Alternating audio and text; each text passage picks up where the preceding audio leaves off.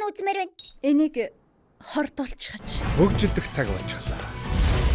Дэлхийн аним сонирхогчдын анхаарлыг татдаг Crunchyroll Anime Awards 2026 шагналд гардуулах ёслол амжилттай зохион байгуулагдаж, оны шилдэг бүтээлүүд тодорлоо.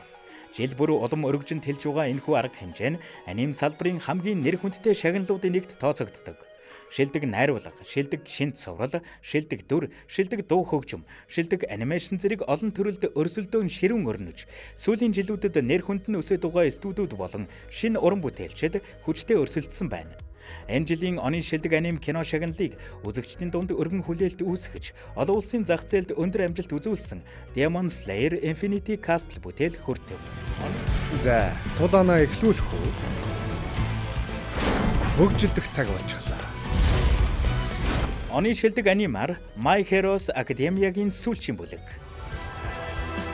Хамгаалж чадаагүй нэг хараагүй царайтан Одоо ч надтай хүн шиг харьцаад байгаа мó? бүхнийг нуун дарагдуулж байна. Намайг сайн хар. Би аль хэдийн үгүй болсон Энэ хаалтыг үгүй болтол миний нудраг зогсохгүй. Гарсан цагаас л шинэ цагийн аним дүр төрхийг тодорхойлж байгаа гэгддэг Дандаа цувралын 2 дугаар бүлэг шилдэг комеди төрөлд шалгарав.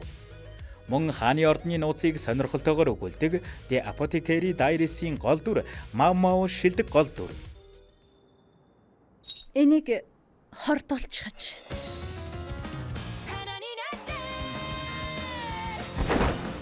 Хоол амтлагч нь чиний ажил.